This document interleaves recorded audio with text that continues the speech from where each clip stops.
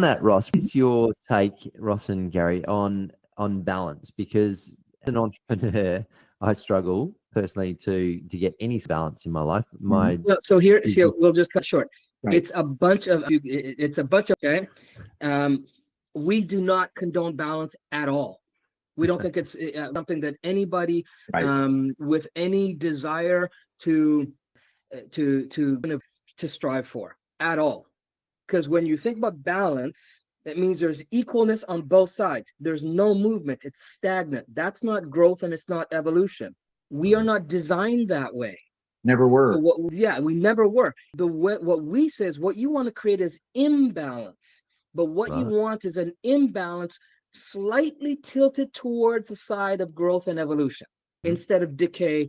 So you're not growing, you're dying. Yeah. So you want to find an imbalance in these things. So to strive for balance, it's just not realistic. And that's where we struggle, just even psychologically and from a subconscious level, the mind has to struggle with balance, but that's not what the way we're designed. So it goes against your human nature. And that's why people have such a hard time with it. So think of it like this. You know, you've heard of the research after they retire. They die after about 5 years. Okay. Yeah. Because then they settled in. They had nothing to strive for. Couldn't think of anything worse. Yeah. Exactly. And then so then was it tips on the side of decay, right? Yeah. And you know, the only thing that they have to look forward to, or in a lot of them, not everyone obviously, but you know, it's just like, you know, maybe improving their golf game, you know, or you know, finishing, you know, that long ass television or whatever the case, but you know, but it's just stagnation.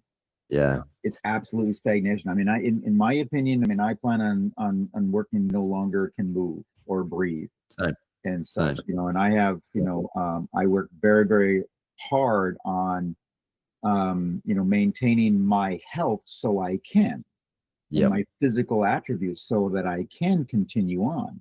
You know, there was a research that they did a couple of years ago where they were asking, you know, 100 people, how long do you want to live? Oh, 80 years old, maybe 80 years old. You know, oh, okay. Well, if you could remain the same condition physically that you are now, how long do you want to live? Oh, well, then 120. Oh, absolutely.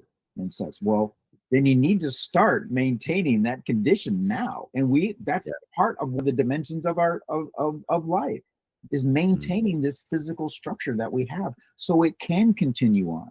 I mean, I see people who are just elderly, and sometimes not elderly, but just absolutely decrepit. And it pains me because I'll talk to them and they say, oh, this is just what it's like. And it's like, no, they've accepted not. Yeah. It's not what it's like. You're allowing this to happen to you. You know, well, you know, and I mean, you know, from the background that you have, I'm sure you know of this. And so it's just like, but you know, I said, I plan on living till I'm 120. Yeah, well, there's a lot of time out there now, right now, you know, and I'm halfway there. And you know, so it's just like, you know, it's just like you need looking at this and this and this. Well, you know, my doctor said, I'm like, I understand. I said, but that's only his opinion. Okay. And what's his condition? Yeah. You know, I go to the doctor and I'm just like, you're the one that's going to tell me how to be healthy? Are you kidding me? I said, when was the last time you picked up a research paper? Because I read research papers every freaking day. Yeah. You know? Yeah. So it's just like, so, you know, where are you getting your advice from? Yeah. You know, and it shouldn't be TikTok. It's funny. I've family members who are in their 60s and 70s who are quite certainly in the old mindset. You know, everything about them is old. My dad he's 82. He's about 100, between 100 and 200 kilometers a week, and he's just doesn't look like he's slowing down anytime. Yeah. So, it's interesting. Now he should be on TikTok showing people that it can be done. Yeah, right. Yeah. So, I'm striving for balance, man. It's not a plan. It's just one of those other weight loss diet programs out there for the spiritual growth people that want to have some kind of diet for spiritual growth. And that's all it is. That's funny. It's a momentary fix where you feel okay for a while. And it doesn't mean that there isn't, the sense of tranquility, but even in peace and tranquility, there's a sense of evolution that's going on. It's not balance. The definition of it needs to shift. So what do you, Gary, to entrepreneurs out there who struggle with the 120 hours today in the business? And when I'm doing that, I'm thinking, oh, my family's missing out. I'd love to be with the kids. I need to spend more time. And then they switch over and they spend a whole day with their family and they're going, geez, there's 100 tasks in the business I should be doing. How do you deal with that?